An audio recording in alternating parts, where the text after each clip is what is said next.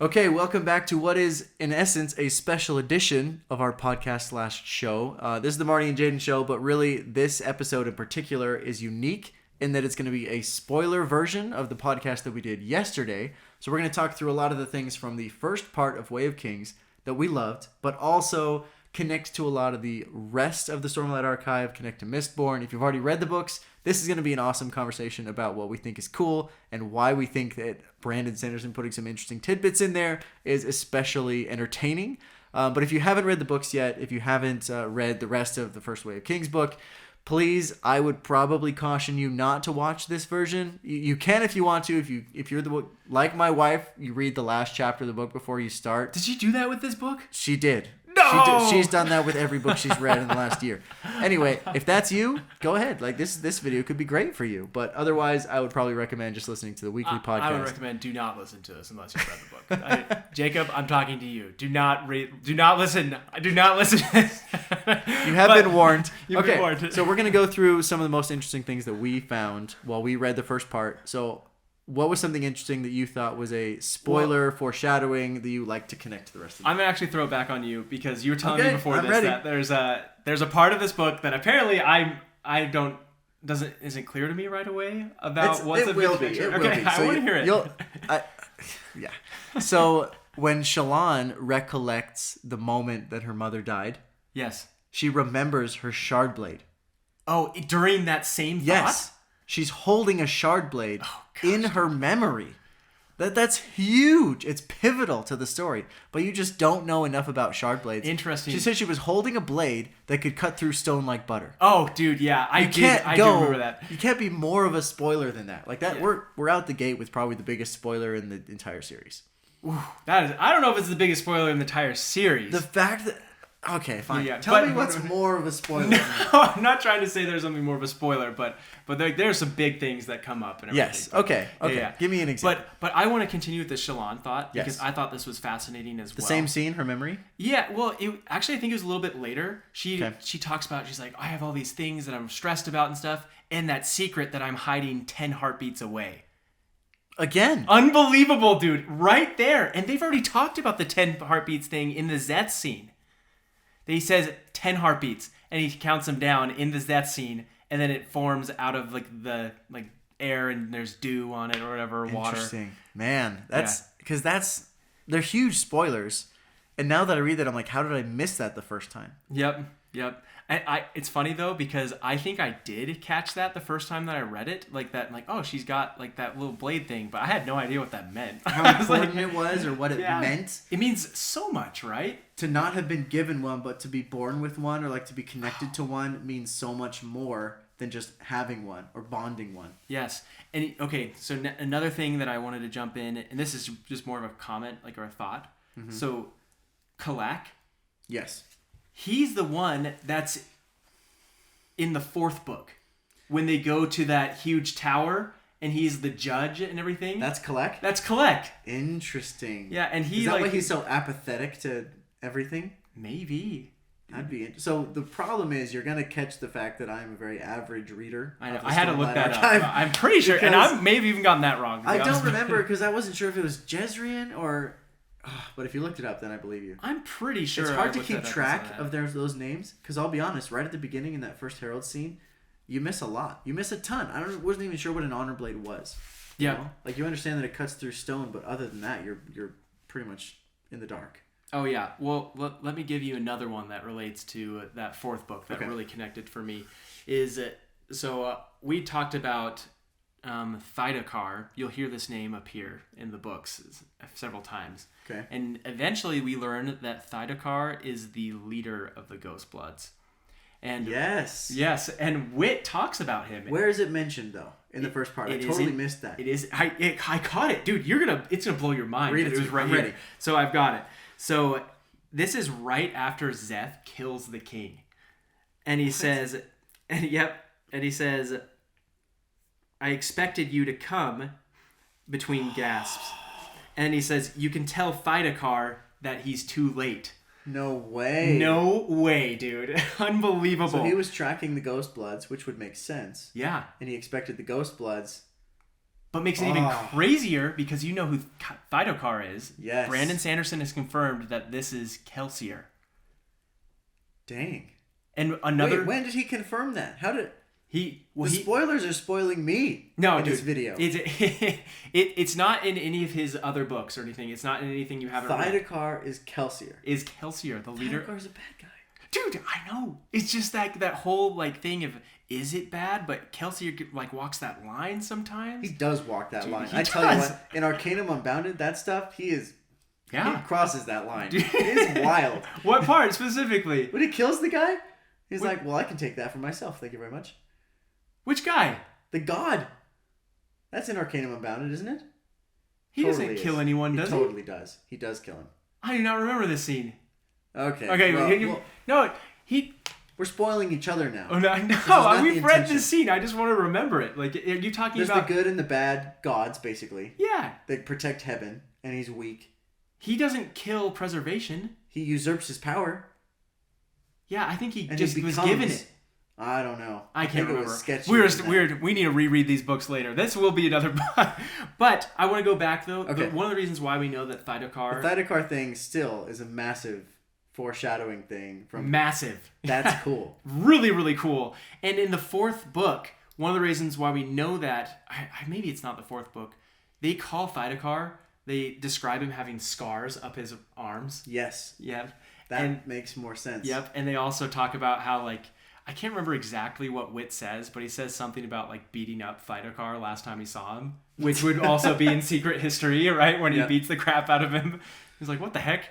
So I love all of that. And so this will be something interesting to keep an eye on as we keep reading the books. I do want to keep an eye on that. Is what in the heck are the Ghostbloods doing? Why does Wit seem to be against Kelsier? Well, it's very interesting because the Ghostbloods and the rest of the series, you don't really learn much about them. No, until even all the way through book 4, though, you do. You learn a lot about their structure, but you still, like, their motivations still are a little bit cloudy. Well, they're, like, imprisoning Lift. Yeah. And stuff like that. Well, they're just doing some shady crap, dude. I think book 5 is going to have to tell us a lot about their overall ambitions and stuff, because I know they talk a lot about, like, they go into, like, other worlds and other, like, they're very much, like, aware of the situation across the Cosmere. Yeah. What it seems like they've got visitation from different people across the Cosmere, so that's it's gonna be an I wonder what Gavilar knew about that. I know, it just blows my mind, but with all that, because he's saying that Thydokar was too late because he had already made the agreement with the Parshendi, right? And they made the pact. They found the dark Stormlight. Yep. All of those things. And we're assuming that Thydokar and the Ghostbloods were interested in them not reaching that point. And not getting to the Knight's Radiance, right? And not bringing the next desolation. Which was the next thing they were going to do. He didn't want them to find the words. Exactly. Which is fascinating. It makes me wonder if... Oh, man. There are some things I will stay away from this on this, though. Because Jaden has not read The Lost Metal. He's not read the second era of Mistborn, which addresses some of these things. So I won't go into some of them. It doesn't address them, but it starts. You're gonna make a solo second spoiler video that I can't watch.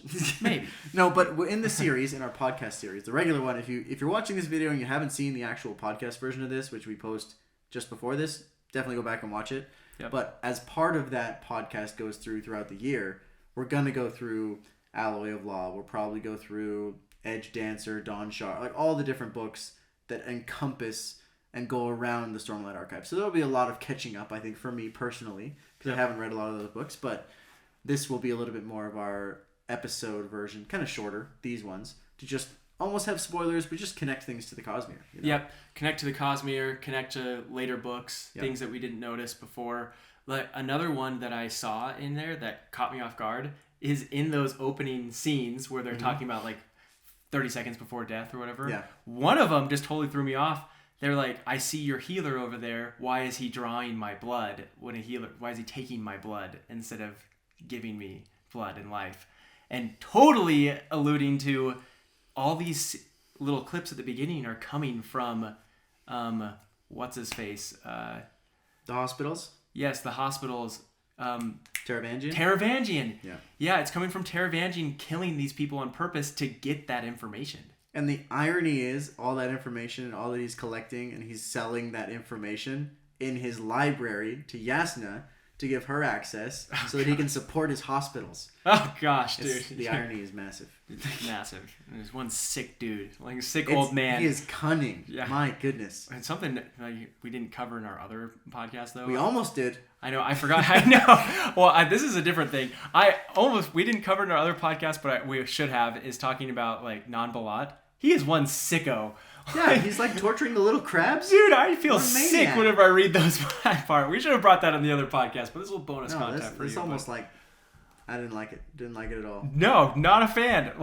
But it makes you almost cast a weird light on Shallan's family in general. Well, that's the type of thing you do. Like you're torturing a cat, you become like a killer. Like someday. That's exactly how serial killers are born. I know. I actually kind of wondering if something will happen with that eventually. It might, but it's so interesting that he puts it so early in the book because it makes you be like, do I really like Shallan's family? Do I want her to succeed? Oh yeah. Well, but it also kind of alludes that their whole family is just messed up from their father's like abuse, and like their mother was horrible too. Well, their stepmother even, it sounds like, was not helpful. Maybe it was just the stepmother. I can't remember if the regular mother was fine. Well, the brothers are older, so they would have been older when the mother was alive. So that might be the case. But we'll learn more about that. I can't remember. But any other things that really stuck out to us? I know we talked about, the interlude when they're at the lake. And he's walking through with the fish and everything. There's the 3 visitors that are from like another world. It's the first interlude. He's fishing and he talks to like these people. They're looking for someone, and they're looking for someone named Hoyd. And clearly wit, but it's really cool to know that these people are looking for him. I cannot remember who all 3 characters are, but they are from his other books. One of them is Demu, and they actually call him like something really close to like Demu. I think they call him Tamu or something like that. But really cool. So they're looking for wit. I think it sounded like they were part of the Ghost Bloods as well. Oh man. Yeah, because Kelsier's team. And so we'll see like what goes on with that. Kind of follow that along. So people should enlighten us more on that. I would love to know more about what's going on in that scene. I love the whole scene about that lake, the placid lake. Yeah. It's just very, very cool. I can't believe you don't remember that scene. I know. I'm like racking my brain. I know parts of it, but I totally blanked on that element, which is why we have this, so we can have this conversation. Yeah, that's right. But I do think the interludes themselves, it's like he intentionally adds spoilers to his book. Yeah. You know it's intentional. But do you think he's just like laughing his way to the printer's office when he's like, no one's going to have any idea? Oh, dude. I'm telling them the Shallan has an honor blade. Oh, gosh, dude. There will be parts in book 5 blade, I'm sorry. Yeah, that's right. I'm sorry. Just sharp blade. There will be parts in book 5, I'm sure, that were completely spoiled in book 1 that nobody had any idea. Actually, I'm pretty sure he said that in an episode before. He's like, there is a theory that I am completely shocked that nobody's figured out. It is so obvious. And like they still haven't figured out for all of his Cosmere books. Like he just has theories that should be out there that are just he feels like are plain as day that nobody has even theorized yet. This guy's amazing. Well, that's an opportunity. It's like the Sixth Sense. Yeah. Spoiler alert! We're just spoiling right in the middle. This is a spoiler show. Let's spoil anything we want. Well, guess what? Dumbledore dies in the end. So. Oh! With that, I actually did have that happen with the newest the first of the new Star Wars movies. Didn't want anything spoiled. For some reason, I was reading through a comment section, and someone read, Han Solo dies. Like, what? Like, just so random. That hurts. Not That's appropriate. why you can't ever read comment sections. I know. Last thing I wanted to chat about, though, were there any things that, with the honor blades and that very first scene, that you thought related to the later books that you remembered? I thought you had a thought on that. I actually had a thought on the prelude, the second one. Okay, let's talk about that. I thought it was very interesting, Szeth and his Truth Stone, and I think I feel like I made a lot of parallels to him and Sazed. Oh, interesting. Because of the just complete devotion to essentially a religion. Yeah. Because at the end you realize that his Truth Stone, it was all fake, it was all a lie. And he was just killing people for no reason. And he was doing all these things, being a slave for absolutely no reason. But he was just completely devoted to his religion. And I think Sazed goes through a similar arc before he works with that girl and discovers all these things, discovers that all of these religions have been changed, the Hero of Ages, all those lies have been told by Ruin. And I just think it's so interesting how those stories parallel. Because they're I mean, one's a lot more violent. I'll give you that. Yeah. But he just goes through this like exact obedience where like it always has to be obedience over everything else. Yeah. And then realizes that obedience over everything else doesn't work if you're following incorrect principles overall. And I think it's a really interesting parallel. Dude, I love that. I didn't even think about that. I almost said that in our podcast episode. You're like, but wait then I a realized minute. I can't talk about Mistborn. Yeah, Total spoilers. Spoil everything from Mistborn. Yeah, no one's going to listen to us after that. But that's what this video is for. Yeah. I think the only other thing I was going to say, now I'm remembering with the heralds in the beginning. Yeah. Just their decision on to leave Taln in there, and how Taln is able to hang on for 4,000 years and then basically comes back crazy. Like, they're all crazy. He loses his mind. Yeah. And, like, wouldn't you, like, if you'd gone through torture for that long and all alone, and it's just crazy. So, I think that's pretty much all the thoughts I had. I don't know if you had any more. I think that's good. I think we want to make sure we're keeping an eye on those things, and especially because we're not the experts here, we're going to rely a little bit more on the comment section. Yes, you guys. Very much not the experts here. We're just two guys just want to chat about what we saw, what we're having fun with, and so. But it should be fun to go through the whole book with these kind of extra episodes. So if you, make sure, again, if we said this in the podcast, make sure you subscribe, because there's going to be their main podcast, the spoiler videos. We have some interesting extra additional videos we'll post as well that are going to be pretty fun. But make sure you subscribe so you don't miss any of that. Other than that, though, we're excited to jump into the next part. So if you're reading with us, the next part we're going to read is the second part along with the second set of interludes, and we will be prepared to chat through that in our podcast episode next week. See you then.